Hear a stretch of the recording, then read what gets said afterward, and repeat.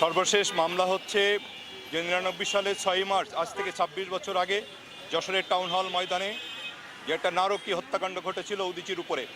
সেই হামলায় 10 জন সাংস্কৃতিক কর্মী এবং সেবী সেদিন নিহত হয়েছিল। শতাধিক মানুষ সেদিন আহত হয়েছিল এবং তারা আজও পঙ্গুত্বর অভিশাপ নিয়ে তারা চলছে। সেই 99 সালের 6ই মার্চে মামলা হওয়ার পরে রাষ্ট্রীয় ক্ষমতায় ছিল আওয়ামী লীগ। সেই সময় তারা একটা মামলা করেছিল। সেই মামলায় আমরা কি দেখলাম যে একটি রাজনৈতিক দূরভিসন্ধি জায়গা থেকে সেদিন কিছু মানুষদেরকে এই মামলায় সম্পৃক্ত করা হয়েছিল এবং সেই মামলায় যাদেরকে আসামি করা হয়েছিল সেটা পরবর্তীতে সেই আসামি খালাস করা হয়। কিন্তু আমরা বলতে চাই, আমরা বরাবরই বলে এসেছি যে একটা মামলা সঠিকভাবে তদন্ত হোক, যারা এই ঘটনার সাথে সম্পৃক্ত তাদেরকে উদ্ঘাটন করা হোক, তাদেরকে সামনে নিয়ে আসা হোক, তাদেরকে বিচারের কাঠগড়ায় দাঁড় করানো হোক।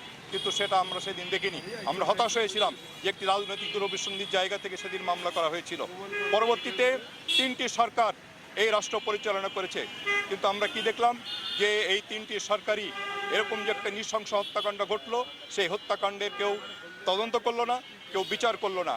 সেই ক্ষেত্রে যশোরের মানুষ এটা এখনো পর্যন্ত বিক্ষুব্ধ। যশোরের মানুষ এটা এখনো পর্যন্ত তার বিচার দাবি করছে। আমরাও যশোরের উদীচী সহ যশোরের অন্যান্য সাংস্কৃতিক সংগঠন, যশোরের বিবেক মানুষ এই যে 6ই মার্চ যে উদীচীর উপরে যে হামলা হয়েছিল, নৃশংস হামলা, এই হামলার আমরা বিচার চাই।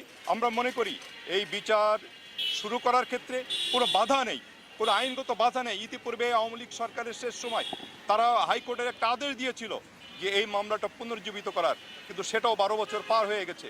কিন্তু আমরা আজও পর্যন্ত সেই মামলার তদন্ত এবং কারা এই ঘটনার সাথে সম্পৃক্ত রাষ্ট্র সেই ক্ষেত্রে কোনো যথাযথ উদ্যোগ গ্রহণ করেনি।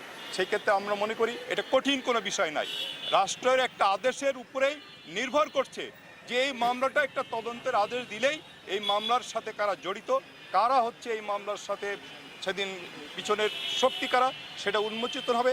যশোরের মানুষ জানতে পারবে, দেশের মানুষ জানতে পারবে। পাশাপাশি আমরা এই কথাও বলতে চাই, এই হত্যাকাণ্ডের সাথে সেদিন যে 10 জন মানুষ নিহত হয়েছিল সেই পরিবারকে, পাশাপাশি যারা আহত হয়ে পঙ্গুত্ব বরণ করেছিল, আজকে তাদেরও ক্ষতিপূরণ দিতে হবে। রাষ্ট্র তাদেরকে দায় নিতে হবে, কারণ রাষ্ট্র এই ক্ষেত্রে তার দায় এড়াতে পারে না।